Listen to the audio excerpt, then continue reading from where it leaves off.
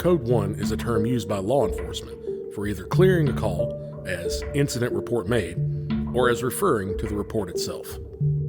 Welcome to the Code 1 podcast, where we start with the facts usually found in the initial reports and scene of the crime, work our way out, and back in. I'm your host, Jason Zod, a professional investigator with over 19 years' experience. Join me as I talk with others who add their own valuable perspectives to a podcast where assumption is always second to deduction. Welcome back to the Code 1 podcast.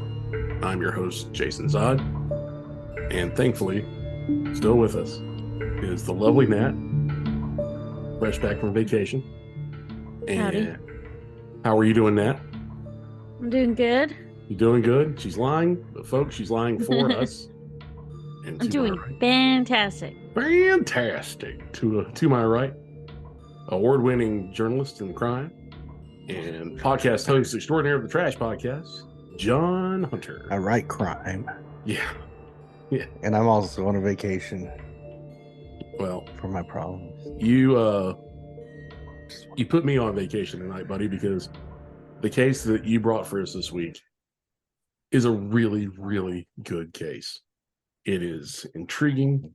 It was great to research, full of rich characters, and there is definitely a lesson to be learned for anyone who does this in a professional capacity in multiple disciplines from this case. You should definitely check it out. Highly encourage you to look into it on your own and become acquainted with the folks involved, mostly the ones who didn't get charged. On September 16th of 2010, in response to a welfare check request, the hotel manager of the Elegante Hotel opened the door to room 348, where inside he found a white male prone on the ground, curled up in a quasi-fetal position, a burned out cigarette in his left curled hand, and wet stains on the crotch of his pajama pants. His head was pointed towards the door, his feet towards the window and bed area. After finding this, law enforcement was contacted and brought to the scene.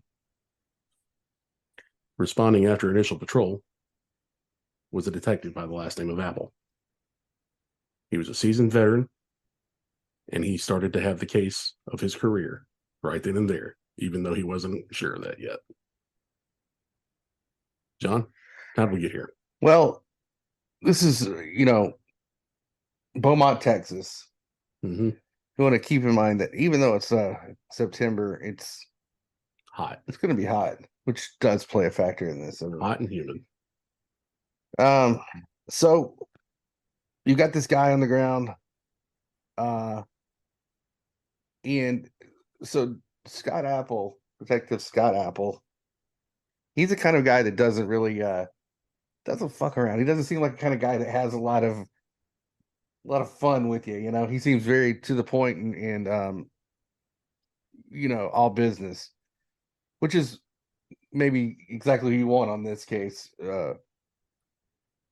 He's the kind of guy that he liked to work. He liked his job.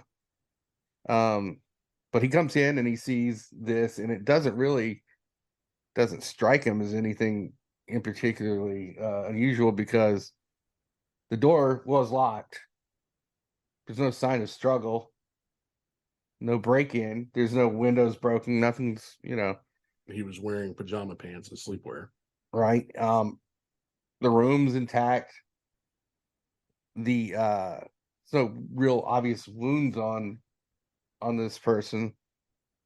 Not only that, there's a wallet there, and in the jeans of the person's back pocket of the jeans, with stacks of $100 bills in it. So if you think somebody's robbing this guy, or a hooker comes in or whatever it may be, that they're gonna immediately take stacks of $100 bills.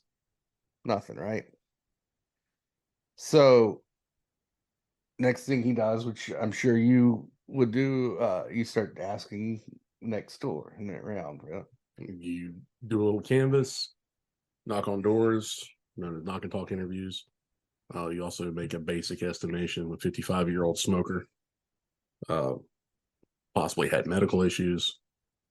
You see what you see and do the best you can. But at that point, I don't believe Detective Apple had any bad feelings about the scene of the situation. It was kind of a look for drugs, I guess, too, and whatever you see, you see. Medication, maybe indicating if they had a medical problem. Yeah, medical bracelets. Anything that would show that they had a pacemaker, stuff like that. Right. But on scene, you're kind of limited as to what you can do before you kind of toss them off to the medical examiner for an autopsy, which is definitely going to be able to tell you, hopefully, a hell of a lot more than you're going to be able to get just staring at somebody who's dead on the floor. Yeah. So they got there are also no apparent abrasions. No. Nothing except for, I think, his left cheek from where he hit the floor, which is a common thing. Right. There was carpet, so there was a tiny bit of friction burn and impact. Also, it was extremely hot in this room too. I would make note of that. That it was right. Very, very hot.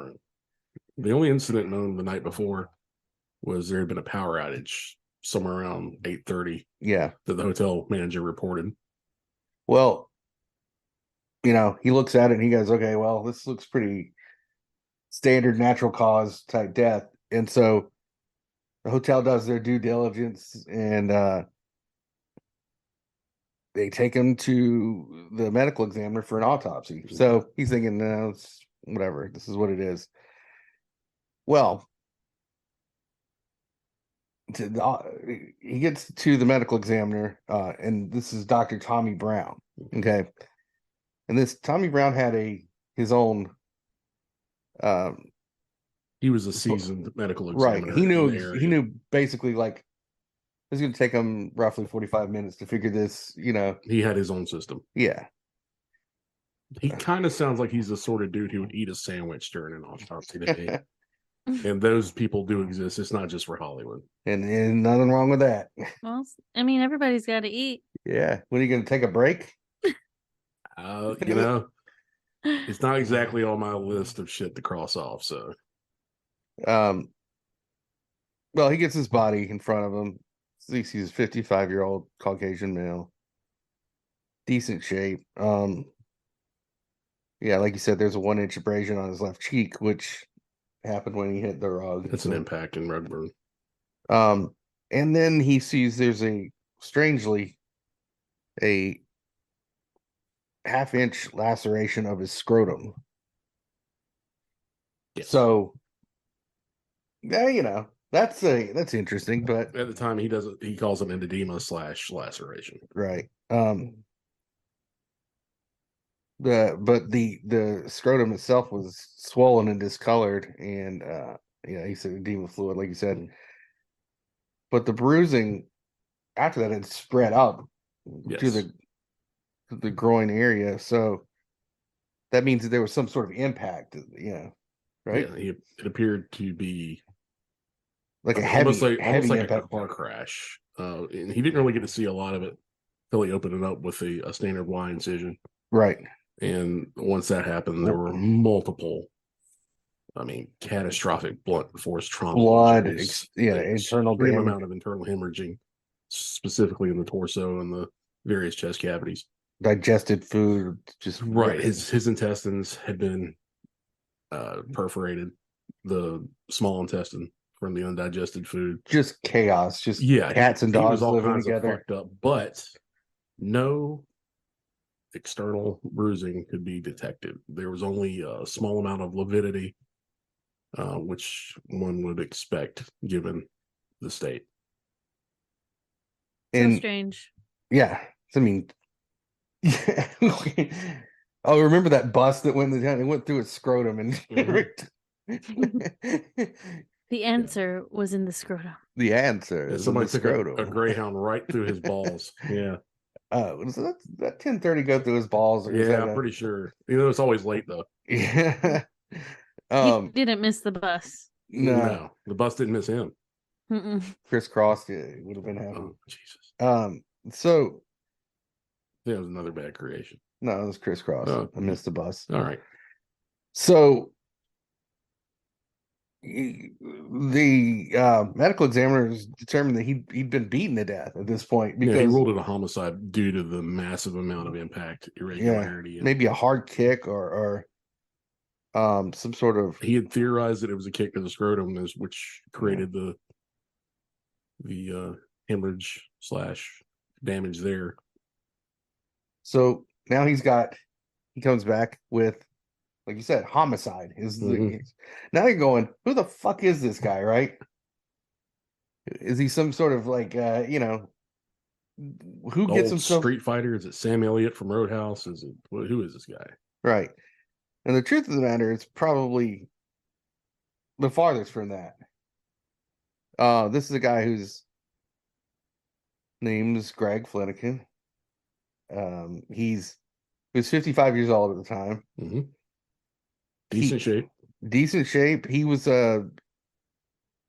he and his brother started a oil rental, like a land rental, like a leasing for rights, right? Drilling company.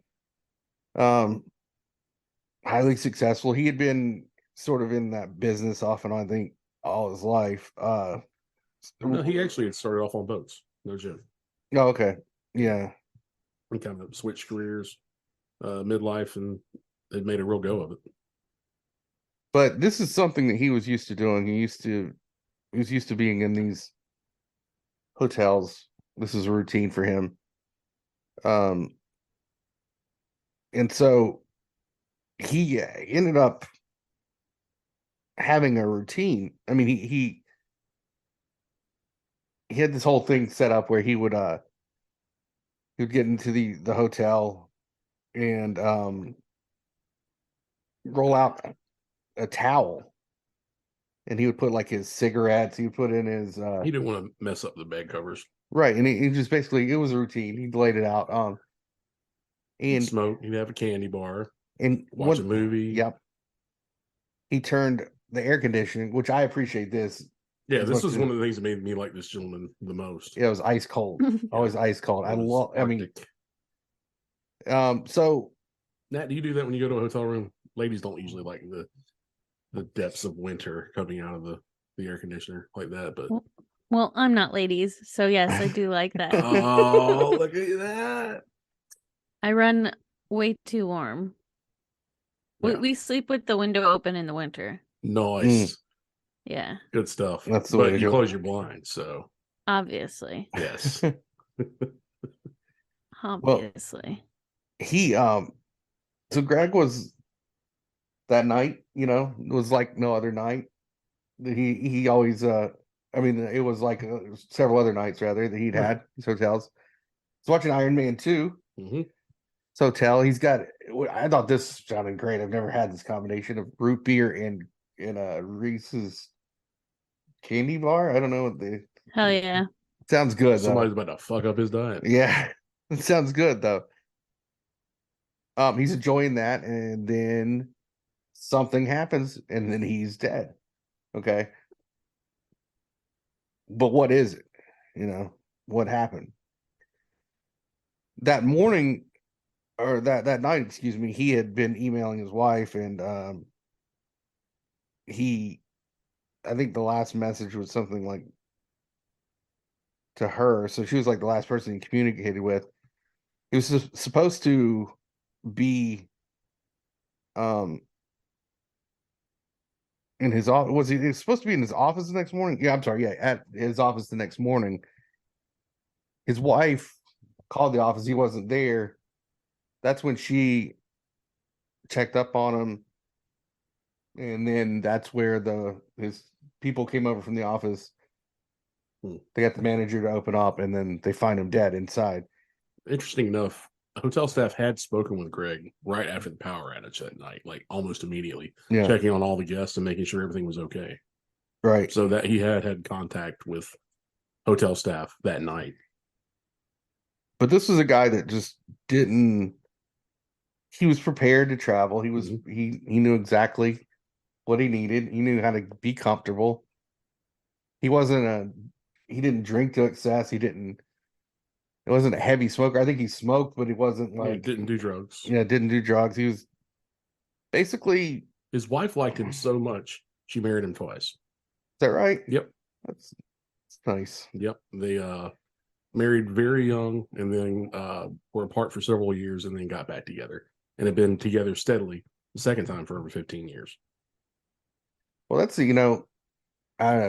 this guy sounds pretty awesome. Yeah, Sounds like he's pretty cool guy. Doesn't sound like he had an enemy in the world. So then you go, well, what happened? How does he take blunt trauma and the door locked and At a hotel he's a regular at. right? Now, he'd never been seen down by the bar. He wasn't socializing with women to No, arouse any jealous lovers or sort of never had pimps. No, Wasn't his deal. He had his rituals. He was all business on that and had his life separate. So this particular case just seemed to stack up a hell of a lot more questions consistently than it did yield answers. and Apple at that point is Not a happy camper. losing his mind. Like, what are you saying? How's that possible? And not to mention, like, Beaumont, you're not getting tons of murders there either. It's Yeah. But none of them, I guarantee, were to this level of involvement to take this much brain power either. I'm sure they were pretty, person kills person, etc. You see that. But so he starts thinking of all these scenarios as well. Like, what do you do? Jealous boyfriends. He's trying to think of any person that could possibly come after. Yeah, you run through Right. all the usual suspects. I hate to And use that term. But. And again, this guy's a workhorse, so he's thinking about this nonstop, hitting it up, Mhm. But after 6 months, he's got nothing. Yeah, when you have, there are generally two types of cases in homicide. There is the gimme, you know who it is fast, so you're just going to go through the motions and work a case, and you got a stone cold whodunit. This one is one of the biggest head scratching whodunits I've heard of that ever came to any sort of fruition, and particularly in the magnificent way that it did. So to have that happen, this story just gets wilder. Yeah. So without any enemies at this point that he can find, they basically come up with two theories. The first one involved some sort of sexual predator, someone attacking him. There was a maintenance man at the Who was Elegante, who was a sex offender. Yeah, it's a sex offender. They thought maybe he sort of used some sort of screwdriver, some sort of ice pick, something like that. But it didn't fit. Right. The whole thing just wouldn't hang. Yeah. And the other one. Did you say hang on purpose? I did. The other theory was that there was a group of electricians that were staying in room 349. Yeah, 349 the night he died. And those boys were rowdy. They like to drink a lot. They were seen in the hotel bar that night. They were rambunctious, but not to the point of, I believe, any complaints or anything like that. In fact, Greg had knocked the power out by microwaving popcorn and blowing a breaker, and he had to call and apologize for it, and taking their power out as well. The theory was that maybe they beat him up, and then he made it to his room before the internal injuries, before he bled out. Right. But Apple didn't see anything like that. No. The lack of blood, external bruising, it just didn't add up. Yeah. So yeah, he He even went to like I think Apple used like a hidden camera to talk to these guys and all. Oh, yeah. Yeah. Yeah, I mean, he went through all of it. Yeah, nothing there. So by the end of the year, they had no leads, no answers. It's just that there's this homicide. They questioned everyone in the periphery of this guy's life and came up with a big fat goose egg. I mean, they even put up a what $50,000 reward. Nothing came out of that. They hired a private detective. Nothing came of that. They didn't even think they met with the guy one time, and that was it. So looked like it was going to be a cold case. Looked like that was the end of it. Heading right into the locker. But then somebody went and did something really stupid and hired a private detective. What kind of fucking idiot would do that? What a moron. Only insane people do that. There's this guy. His name's Ken Brennan. And Ken Brennan is, from what I understand, has no shortage of business. He has enough cases to keep him busy. He's the kind of guy that picks and chooses the cases that he wants to do. Right. You got to respect a fellow like that. Right. So his Greg's wife calls him. Yeah, he's on the golf course and answers his phone. She's amazed he doesn't have a secretary. He picked up on like the first ring or two. Yeah. And he basically hears her out, listens to the case. He kind of, considers it for a second. And she says she's going to try to pull together what she had financially and case wise and send it off to him, even though she had been really sick. And one of the first things Mr. Brennan says to her is, well, you need to fucking take care of yourself. So right off the bat, this guy, he cultivated a little favor with me. What's that? Oh, yeah, just being a plain spoken gentleman that I think he's just straight up New York. He's a former cop in New York. He's a long and storied investigative career. Yeah. Sometimes you read about folks and you know who they are without knowing who they are. Yeah, and she learned about him through some article. And other people had referred her. Yeah. So he meets up. The first thing I guess he does was meet up with Apple, right? So weird. Well, I mean, he meets with her first. Oh, right. That's right. So she tells him one of the things. Well, he starts asking questions about him. Details about him that I guess nobody bothered to do. Well, he's not there to make friends. He's there to solve a case. He's not your buddy. You're not hiring confidant or someone who's going to be there to hold your hand. You're hiring someone to do a job. It's a contracted employee, and that's what he treats the cases as, which is how you have to do that.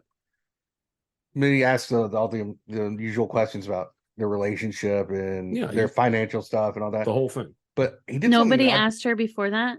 Not. I mean, they probably did, but didn't dig in. But he asked her a question that is pretty genius, because if you know somebody for so long and you know their behaviors and everything, he asks her the one question was, "What about that crime scene seems unusual to you?" And her answer was that Greg loved to turn up the air conditioner at night, and it wasn't on. And he asked another rather poignant question. Was he left-handed or right-handed? Well, that was also... What hand did he smoke with? Always his right hand. He was a right-handed smoker. And if you look at the towel placement on the bedspread and how things had been laid out, you would see that the evidence bears out that statement. But the cigarette was found in his left hand. Cigarette was found in his left hand. Cupped, not that he was smoking, but it was like... It was slightly in between his fingers. It had been jostled loose from the impact, is what you would. But he's right-handed smoke. Right? Correct. Yeah. So anyway, so he's now he's thinking we might have something here, and then That's when he meets with Apple, right? So they go back to the hotel room and start looking over the old crime scene photos, and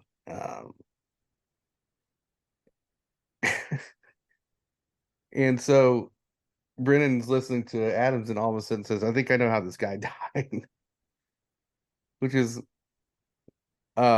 pretty fucking crazy thing, seeing that nobody had figured this out. Yeah, wasn't it pretty quick too? Like almost immediately, like they're looking over Yeah. photos. And he's like, "I figured it out," and Yeah. Well, so he's got a better than working theory at this point. right. So that's when he goes into the left-handed, right-handed thing. Mhm. That's when he called it the wife, and so after he hangs up with her, he um goes back to the air conditioning thing, and he realizes, Can I say something about him working with Apple real quick? right. It's very unusual. It's very unusual that happens. Mhm. These two guys were both They wanted it solved. experienced enough and hungry enough and just professional enough to say, look, it's not done yet. We need everybody good on our team. We need to get on this team, or we can't get on this team. Let's do this. And Brennan was professional enough to say, look, this is your case, but I can bring something to this. I'm not looking to step on your toes. I just want to get it solved. That's my function here. Apple, being the professional he was, like, look, I haven't fucking got this thing solved in however many months it was at that point. He's pulling his fucking hair out. And that kind of professionalism is refreshing. I wish I could run into it more often. So I'm sorry. Please continue. Do you normally get pushback? Yeah, more than half the time. Yeah. I'd say, and that might be generous on my part to say that. I've been in those situations, and I always try to take advantage of anybody who may have a different way of looking at something than I did. It Mhm. happened on 4 or 5 memorable occasions, and I thankfully, I'm pretty dumb and meatheaded about some things, but I was thankfully smart enough to understand that I had a resource. Why not use it in those Right. occasions? And it worked out well for me every time. Yeah. So uh, a lot of it has to do with the culture in law enforcement today, which this was 2010. It's a vastly different culture now than it was then. But I would encourage folks who are listening, if you're in law enforcement, please consider taking help from wherever you can get it, because when you get help from people when you interview them, you get help from people when tips come in anonymously. It's damn near impossible to do this job in a vacuum. Mhm. And Use your resources. yeah, take whatever you can get. You'll get your attaboy and all that shit whenever it comes out, for whatever it's worth. But be smart enough to understand that no detective is an island. Get out there and do it. So that's my speech on that. Okay. So I forgot where we were. Oh, so they're in the room. So he surmises that He also states that he knows how they're going to catch the guy who killed him too. right. So he surmises that the left hand, whatever happened, he had lit the cigarette before whatever, The cigarette had already been lit. because he used it so an electrician, like you said before, came by to check on him. No, that was just hotel staff. I'm sorry, the hotel staff, sorry, came by to check on him. And that was they showed that the power was still on. It was at 8:30 at that point. Yeah, the power was restored. However, Yeah. But he had not noticed the air conditioner had not come back on. Yeah, so whatever happened to him happened quickly after that. Fast, because otherwise he'd have turned the air conditioner back on. He'd have noticed quickly. Yeah. This is within the span of 5 minutes maximum, maybe. before you start noticing. And so he thought that Which when he lit is- the cigarette, he used his left hand to push himself up with it because Well, he had transferred the cigarette to his left hand. yeah, to help him grab with his right hand to grasp at the door handle too. Yeah, attempting to exit the room. Yeah. So whatever got him real fucking fast. Like, you know, the fucking Kill Bill 5-finger high gal punch or whatever it is, where you can't take 10 steps. He didn't make it that far. He made it 3. And one of them was coming off the bed. Yeah. So, which completely fits the evidence. He starts asking again about the electricians, Mm-hmm. to which, Apple says, they seem to be nice guys. But he's still a bit suspicious about that because their room had been partly blacked out at the same time Greg's had. So, and Apple was a little bit hinky about those guys for some reason. Yeah, couldn't put his finger on it. Yeah. So they go back and they talk to the medical examiner. Mm-hmm. They ask him, if. Well, they went back to the room first. Okay, yeah. They were already in the room, but yeah, when they were in the room, they noticed an indention in the wall by where the door would swing open. Mm-hmm. And when Brennan took a look at it, he noticed the indention didn't quite line up with the door handle. The door handle would swing a bit more to the right than where the indention was. That was a little later on, but yeah. Oh, okay, I thought that was before they went back to the ME because they used the laser. No, but that's fine.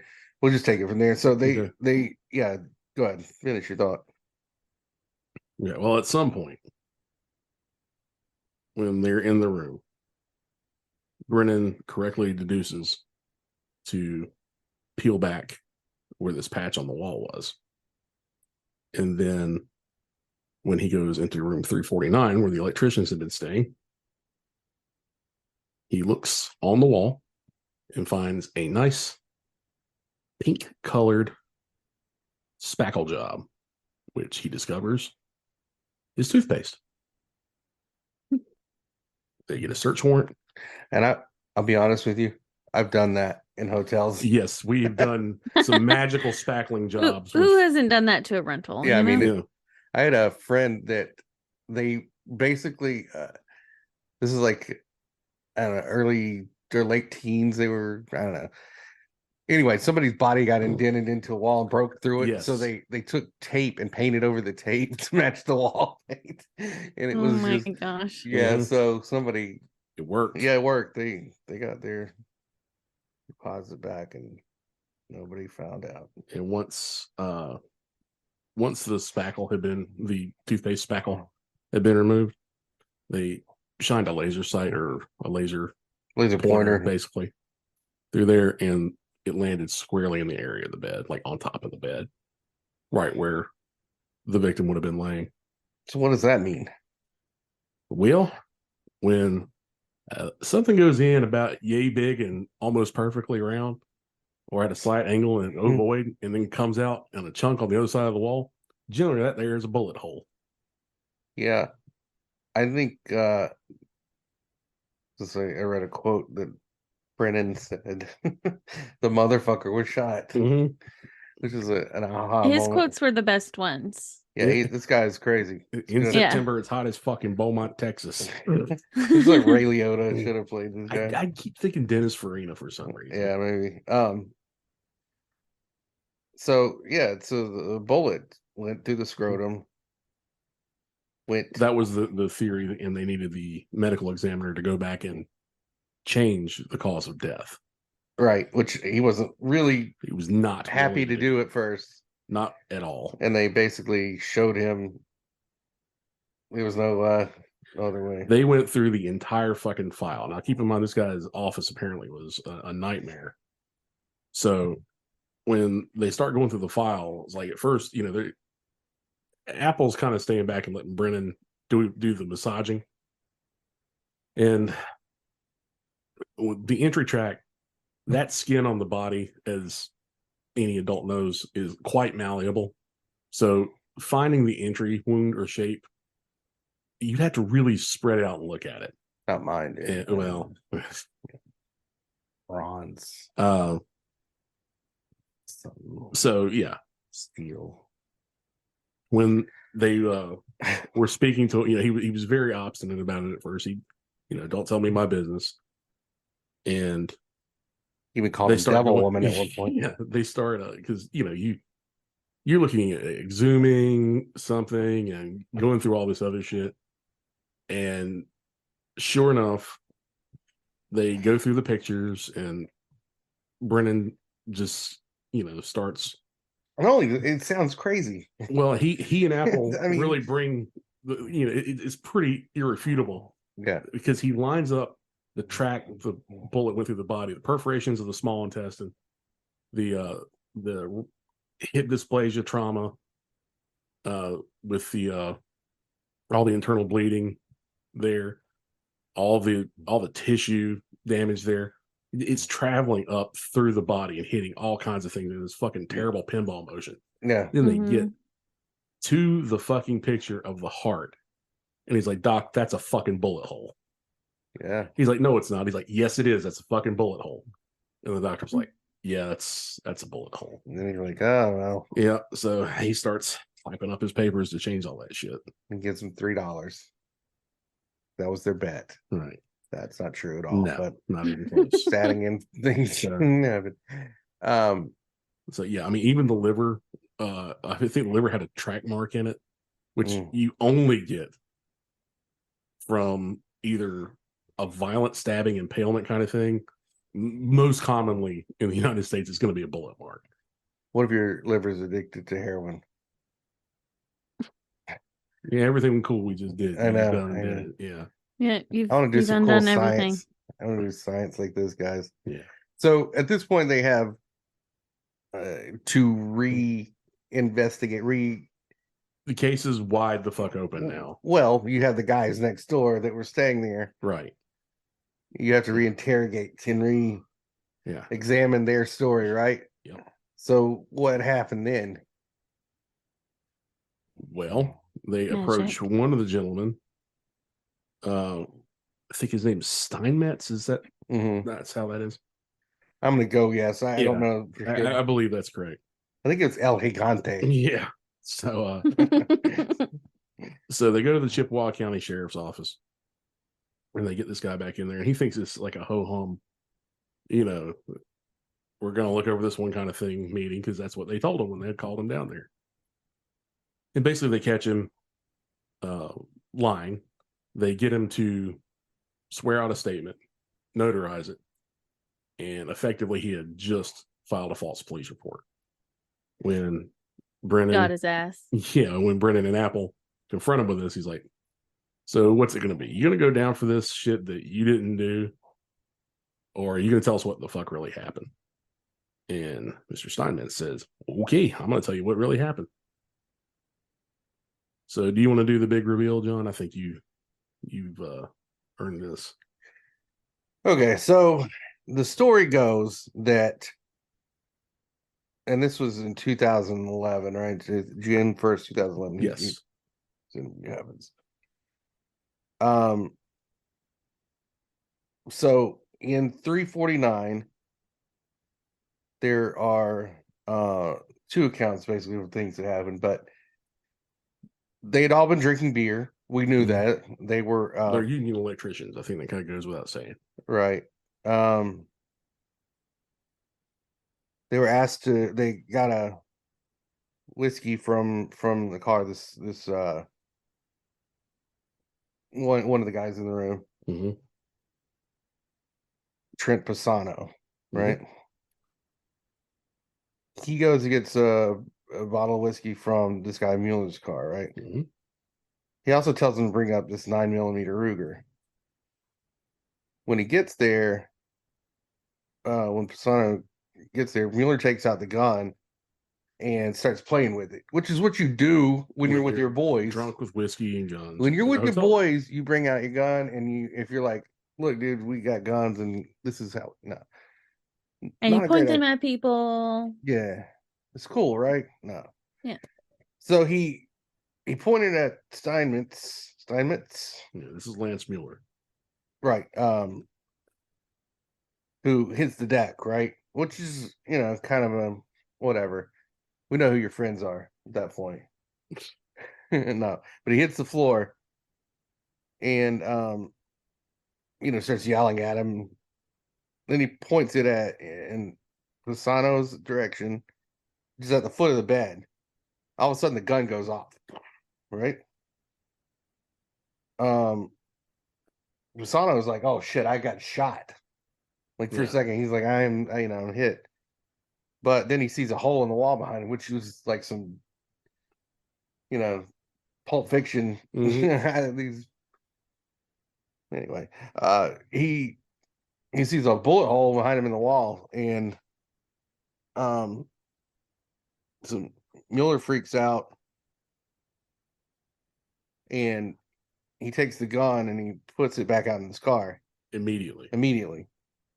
By that time, Bassano left and went into his room, and the other guys went down to the bar.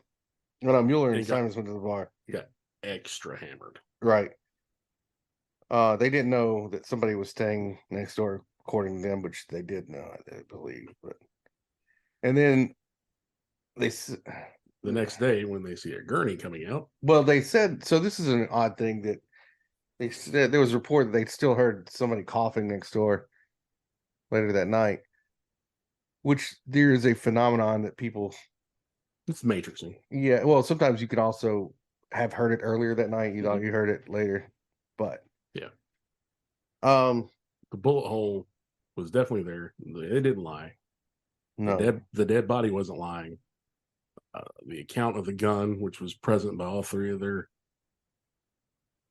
eventual statements, that don't lie. And the recorded phone call placed the next day didn't lie. Basically, Mueller or Mueller, however it's pronounced.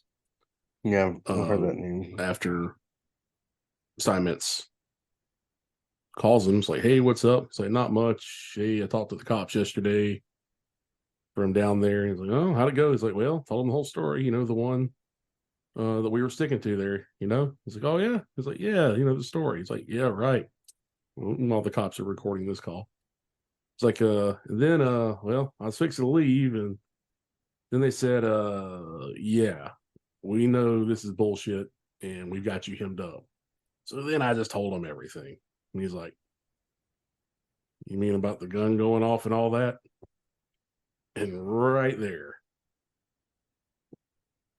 there, you could almost hear a gavel clanging in both the detectives' heads. For sure. You just have that moment where you hear something and it's like a jail door just slamming shut. You got that moment where he's like, "I got you, motherfucker." I'm sure something was said by Brennan to that degree. But the phone call remained civil, and it revealed that he had taken the gun to a lawyer, which was locked in a safe. That's a murder weapon. You can't do that. And basically through other means of statements and evidence that he had knowingly concealed his involvement in the murder, had not come forward to assist, did not render aid to someone who he thought may have been injured, and that's frowned upon. So ultimately, Mr. Mueller was charged with one of the Texas versions, manslaughter, and I believe he received, was it 10 years? Mm-hmm. Brennan, of course, wanted to call that the Texas 10. Yeah, just made that up too, but sounded good. Brennan wanted to go as hard as he could. He was pushing for as much as he possibly could, especially with the attorney being involved and not wanting to give the gun up, among other things. Just a little tip, kids: attorneys can't conceal evidence of crime. That's your Robert Kardashian. Yeah, well, they're not supposed to. I mean, allegedly. Allegedly. Yeah, they are not supposed to assist you with the commission and the cover up of a crime. Well, then what are they good for? Well, Mhm. that's a hell of a good question. I've seen The Wire. Yeah, Levy. Levy did it all the time. Ultimately, you got two dedicated professionals who both checked egos and beat the odds to solve an unsolvable case. And they were working against their own system for the majority of it. And it is truly a hell of a story. It's a crazy crime because there's no MO. There's no In the beginning. Yeah. well, I mean, but there's no MO as far as like they didn't set out to Oh, you mean motive? yeah. Yeah, well, I mean, I guess okay, motive. Yeah, MO is how you yeah. But they didn't really plan this either, though. It's just No, they're just stupid. It was a stupid accident, and then they decided to be extra stupid after the fact. yeah. And The malice and I guess afterthought came in, once the possibility and likelihood another human being was injured or I Mhm. hurt, and guess then the concealment. I almost feel like after they that. didn't have even that though. Like it was just all randomly, a bunch of stupidity led to a freak. Yeah, and it hurt a guy who didn't hurt anybody. For sure, yeah. No, you definitely have a victim. I mean, I'm Yeah. not saying that, and I'm saying to look back and like to try to And truthfully, all the other pieces of of Right. your traditional crime aren't really there. Right. They're not. Well, with the Even the medical evidence doesn't fit what you think. Right. Yeah, like it wasn't an apparent gunshot wound Yeah. from the beginning. These two people actually had. It seems like they had a good interaction. Him talking to them. It seems like the victim talking to the guys next door. Oh yeah. They don't. I They mean, didn't seem but to they have also could have easily said what happened, Yeah. Yeah. and it wouldn't have gone on as long. It wouldn't have gotten to Brennan. It wouldn't have been this whole Well, even though it mystery. doesn't sound a lot on paper, that's a long time for family to suffer. Yeah. Yeah, a couple of years and with no again, this guy didn't do anything to anybody. Yeah. Knowing something bad happened, but not knowing really how or who. And the medical examiner has he ruled it a homicide, so Right. Yeah. you're not even mad about the fact that it's not Yeah. you're not even fighting for that. You know that he was killed. Mm-hmm. Mm-hmm. It's just why and who and and like I'm sure that puts all these things in your head, like you're his wife and you're going, did I not know this guy? Like, did I not know? Oh, the hell she Or was his probably brother? living in. Yeah. Mm-hmm. Who, and, not to add to the crazy, but they were in the oil business in a way. So what the fuck were they thinking? Like this Dallas, what the fuck is happening? JR. Yeah, did JR get my brother whacked or something like that? I don't fucking. There's no telling what happened to these poor people. As an oil man myself. Oh Jesus Christ! Okay. I changed the oil. But now, anybody who's just learning about this for the first time, you should be afraid of stray bullets coming through the wall. We're making you afraid of Yeah. everything on here. Well, maybe we should change it to "Don't be awake." Don't be awake. Afraid. Don't be awake. Don't be awake. All I'm saying, man, like I also feel bad. That dude Missed the end of Iron Man 2. Nah, I'm not mad about that because he probably saw the best parts of it before the ending. The ending was pretty good. The movie sucked. I like that movie. I think it's got a bad rap. That's not It's good. pretty decent, man. I have no opinions Mickey on Rourke that. not so good. We should have seen some other movies. But whatever, man. He liked it. He's probably just about to put on some porn and Yeah, why not? But he had relax. his root beer and his I'm telling you, His the guy root knew how beer to and live. his Reese's. cigarettes and his living, dude. Yeah. That was awesome. Cold room. Man, fuck So it took those them 2 guys. years to Charge get him. justice. Okay. Or convict him, actually. Convict him, yeah. Convict him. Yeah, they Yeah. charged him. He was charged in think 2011 Yeah. in late July. For such a crazy case, it is amazing that they have solved it.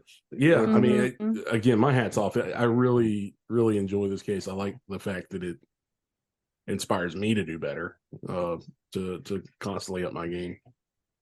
Yeah. I mean, it reminds me of when I solved the DB Cooper case, and I don't like to talk about it, but it was pretty amazing. They did it in two weeks. So, Nat, it sure was great having you back. Good to be back. Yeah. I hope this has rejuvenated your love for whatever this is. Well, the love wasn't gone. Well, I just want to keep it exciting and fun. So I always Yeah, think of this- like the Black Eyed Peas would say, like, where's the love? You know what I mean? Where is it? where's your fucking brain? What brain? Honestly, dude, this is a great case. Thank you for choosing this one. I love it. I had another one, but I was like, let's take a little break on the dead children. We needed a win. Let's do some not dead children this Something week. a little bit lighter. Yeah. I didn't know how long this one was going to go, so I was going to, like, if it didn't go very long, I was going to tell my case of the one-legged dead guy. Save it. But I'll do that another time. Save it. The naked Save the leg one-legged for another day. the Save it. naked one-legged dead guy. Naked dead. Mm. That's a good one. Yeah. That was a good story. It was a good Guys, story. I appreciate you so Mhm. much. To all the folks listening, thank you. Please keep communicating with us. Please, reach out. We'd love to hear from you. And Like and subscribe. like and subscribe. Like and subscribe. Mhm. We have some fun things coming. I'll be putting some of these up on YouTube Yeah, too. it's Not with us on them though. Not in our faces. No, Don't get any ideas. faces. You don't get to You- see this. The devil. Don't get any ideas. We you. probably will have a YouTube episode coming up soon with our faces. But Well, what I'm saying is, I'm gonna put the audio Mhm. and It do might some not other be my stuff. face. Maybe not you. I'm gonna deep Well- fake it. My God, who are you gonna be? Howdy, It'll doody. be a surprise. Can I be Keith Morrison? Yeah. You can do whatever you want. Hi, I'm Keith Morrison. Jesus Christ. Won't even do All it, right, right? Nat, you wanna take us out? Yeah, be aware. Okay. Close your goddamn blinds. And don't be afraid. Be aware. Thank you, guys. Wait, What you got, John? that's it. All right.